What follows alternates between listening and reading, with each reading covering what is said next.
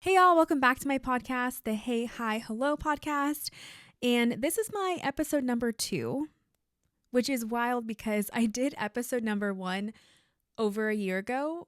This is long overdue, but I'm happy to be here. And this is actually sort of a continuation of something that I brought up in my first episode, having to do with my health. And I have been on an insane roller coaster of a ride this last year. And so I get asked about it. And also, it's just a really unique journey. And so I thought I would come on and just explain what my journey has been like.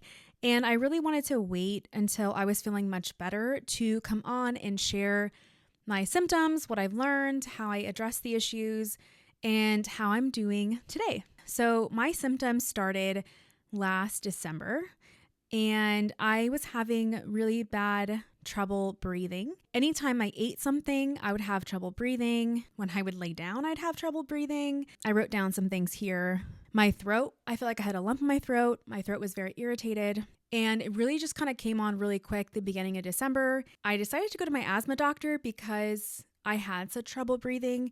And I figured it was an asthma issue. I had asthma as a kid. I didn't really think anything of it. I thought the seasons are changing. I'm having allergies. My asthma's kicking in. So I went to the asthma doctor. And for the whole month of December, I was probably in her office 3 or 4 times. And she prescribed me different medications. I was probably on 5 different medications. None of them were actually helping the issue. If anything, they were exacerbating my symptoms. And I'm having trouble breathing already because I'm getting nervous.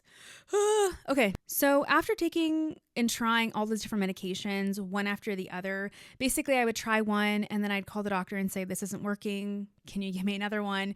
So we went through 5 different medications. Each time I was taking these medications, they were pretty strong and they were actually really affecting my heart rate. They were making my heart rate go up and elevating my heart rate to about like 130, 140. And that was resting. Like I was sitting down and my heart rate was like 134. I was having really bad anxiety because I felt like my heart was like in my throat. I couldn't breathe. I was really anxious, didn't know what was going on. Basically throughout December, it was very hard to sleep. I would sleep sitting up in my bed.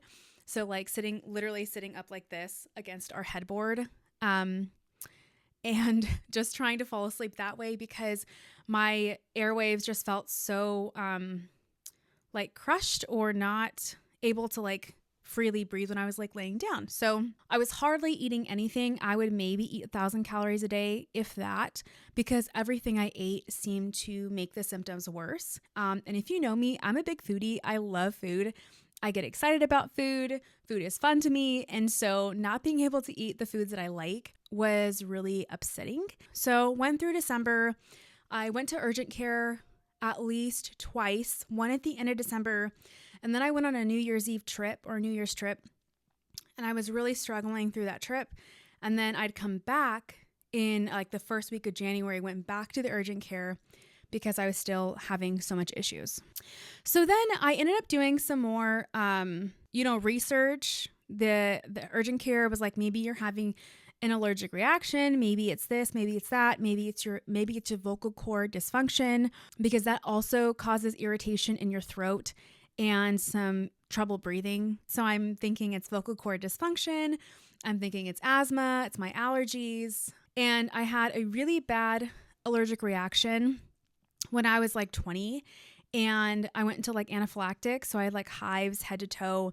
My face swelled up. It's like not funny, but looking back, I looked like crazy woman because I had like hives everywhere. I did feel like my throat was closing on me. My mom rushed me to the hospital. We ran 2 red lights and ran in there. And thankfully they pumped me with like Benadryl or whatever stuff they use in there. And I was okay after that. And that was from pine nuts. But ever since then, any irritation with my throat, it just makes me, like when I'm eating food, it makes me feel like I'm having an allergic reaction and then I'm going to like die, pass out, something like extreme like that. So basically through December into January, I'm having all these issues breathing, eating foods, and I keep thinking I'm having allergic reaction when I'm not. My anxiety's high, heart rate's high, everything. So basically come January, I ditched the asthma doctor and I stopped taking the medications. I kept doing research and I would try to eat as clean as I could. So like chicken, lettuce, like vegetables. I try to go to a really whole foods diet because I thought maybe there's something that I'm allergic to that I don't know that I am. So I also went to an ENT doctor twice. I went to an asthma and allergy doctor twice. I went to my primary care once. And unfortunately, I don't have the best primary care doctor. And yeah, I don't think that they were very motivated to like figure out what was going on. They're just like, okay, sorry, let's do some blood work and find out what's going on. So they weren't super helpful. December, January, February was a lot of like research, went to lots of doctors, was getting to become very overwhelmed and defeated because I didn't know what in the world was going on, and very little would help the symptoms. Finally, at some point, I think it was like end of February or early March, the ENT doctor that I went to, he had shared that he thought I had, it's like your throat, so laryngeal reflux. So LPR for short, meaning that it was acid. He thought I had acid reflux only when the symptoms only happen in your throat.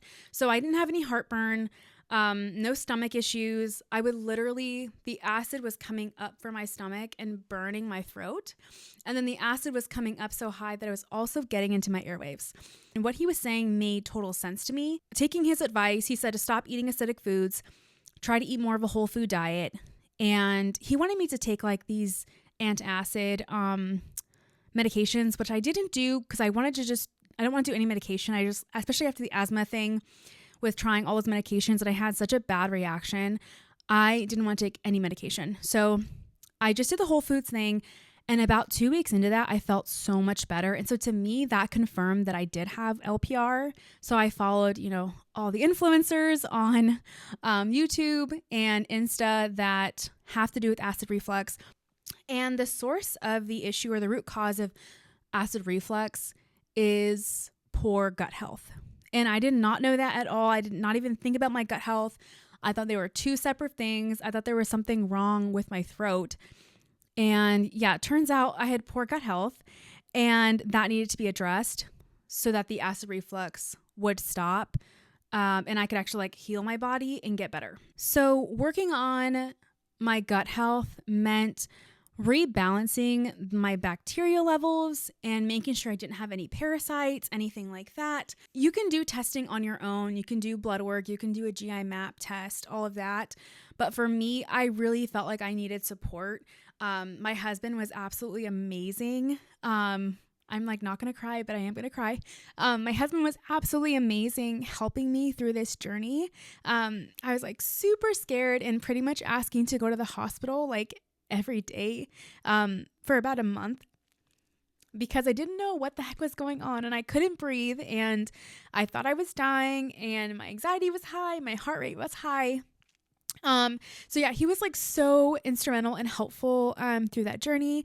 And also my relationship with God really helped me. I felt like I was like felt so close to God. I was just like praying every day and just being like, God, like you made my body, you made my lungs, my throat, everything. Like, please heal these areas and please help me.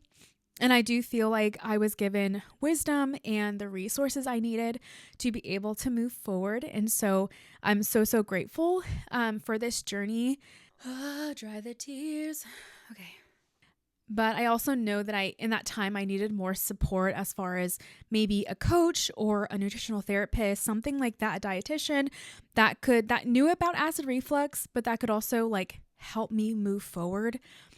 And I found a referral from a friend of a nutritional therapist, and they were familiar with acid reflux, had treated it before, and so I started working with that person in April, and the protocol was for 6 months. So I started in April, and then I just ended, I think it was like the end of October or mid-October is when the protocol stopped. So it's for 6 months. And to begin our work together, I had to do a blood work, and then I had to do a GI map test.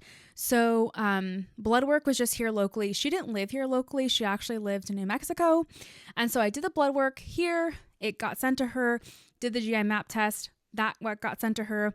So then she was able to like see my levels. Basically, the whole protocol and what it was to reset my gut. The blood work showed all the foods that my gut was very reactive to. So there was like a high, medium, low reaction. And then also with the GI map, that showed my levels of bacteria in my gut. And then also that would reveal if I had any parasites, anything like that that was actually hurting my system. Had all the results. And then I did an elimination diet. So basically this is like one of the hardest things, again, because I love food so much. I basically could only have whole food. So if it like grew from the ground, came from an animal, and actually not even that, because some of the foods I was reactive to was like chicken and corn and pineapple and oranges. And there was just like these random foods my gut was reactive to, but were like still healthy whole foods. So there was a list of those foods that I had to stay away from. I could not have anything acidic. And then also gluten, dairy. So those were all the things she wanted me to steer clear of. And I had to do that for 2 weeks. With those food changes, I did see further improvement.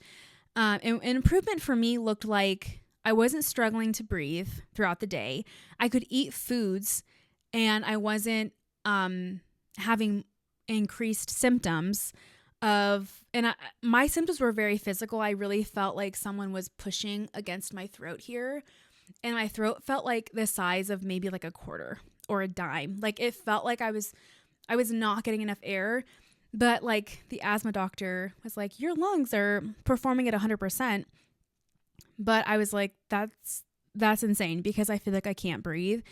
And again, the acid from the acid reflux was getting into my airwaves, and that was affecting my breathing. And then along with that, I took lots of supplements, and this was like, it was so hard because there were some I had to take way in the morning before any food on an empty stomach. I had to take some for around breakfast time, both before and after. I had to drink a tea at like 10 and then like 2. And then again for lunch and dinner, I had to take supplements before and after. And then I had a supplement I had to take at night. I don't normally take medication. So it's like going from no medication to like supplements throughout the entire day and keep working and function and eat and do other things. It felt like so overwhelming, and my stress level was so high. And I kept thinking like, is this worth it? Because I'm having all these symptoms and yeah, I feel a little bit better, but it feels like it's taken over my life, and it's because it did. I mean, all these symptoms and things really took over. And so I felt like I really had to put in a lot of effort to really heal my gut and get better. My symptoms did improve. Over time, I was able to incorporate some of those like higher reactive foods. As my gut healed, I was able to incorporate some of those higher reactive foods. And so that really helped because I could expand my diet a little bit. I was still on this protocol when I went to Europe. So while on vacation, I still had to avoid like acidic foods for the most part, still some of my high reactive foods, and I had to stay on my supplements. Like it was insane. But I would say overall, I probably stuck to my protocol about 85, like 90% of the time, which was extremely difficult, but I'm really glad I did it because I felt like my symptoms didn't come back. I didn't feel like I reversed all the hard work that I did. And we were there for 2 weeks. So trying to maintain that, I think, was really helpful. Either before we went to Europe or after we came back, I did weigh myself because I kept hearing from family and friends like, wow, you've lost a lot of weight. And from March until August, I had lost 45 pounds. So to me, that's like a whole nother topic of like weight loss and health. But I really felt like because I changed my diet, I wasn't even like working out at all. This was like just changing my diet and healing my gut. I lost that 45 pounds. And so I feel like that was something that I was actually wanting to do. And so that was like kind of a positive that came out of such a terrible situation. I definitely want to like maintain my health and continue to improve it. This was like just such a tumultuous, terrible year, but that was also very, very beautiful and healing. And I'm like healthier now than I was when I started. I just felt like my story was really unique in that I thought it was like all these other things, but really it was acid reflux, which I would not have thought of clearly. And I became very just like depressed at the beginning of this journey. And even throughout, like I said, my anxiety was high, my stress levels were high, but I really just clung to the small, beautiful moments each day. I don't know, like watching a YouTube video brought me joy. Spending time with my husband brought me joy. Eating a meal that didn't make my throat or the acid reflux reactive, that was a win. Or if I had a good day of breathing and didn't struggle so much, like that was a win. So I really felt like this situation and this journey really helped me, I don't know, cling to life more and just be more grateful and celebratory of the small wins, of the good days. I just hope that anyone who's struggling with health issues or still doesn't have answers to their symptoms, just like don't give up and try to hold on to the good things, the things that are going right, or any small progress you've made. I don't know if that's helpful or not, but I just really want people to know that there is hope for today and hope for tomorrow, and just take it day by day and even hour by hour. Truthfully, when I was like struggling really deep into this, it was really like hour by hour. I'm like, okay, God, like I'm just going to sit here and try to fall asleep. I'm just going to sit here and just be really still and do a meditation, and hopefully these symptoms go away. It was a really big struggle, but I really feel like God gave me hope for the hour, for the day, and just a really clear message was just that you are going to get better. It's going to be a slow process, but I know that as I stayed committed and kept pressing in and kept pushing, I really did feel like things were going to get better, and things were getting better. Like I said, my symptoms improved, but that was like over time. You know, first it was the first 2 weeks, and then it was the first month, and then working with the nutritional therapist. So it just kind of came. And again, my protocol was 6 months. So that was like half of a year, which is, to me, sounds like forever, but the time's going to pass whether you do one thing or another.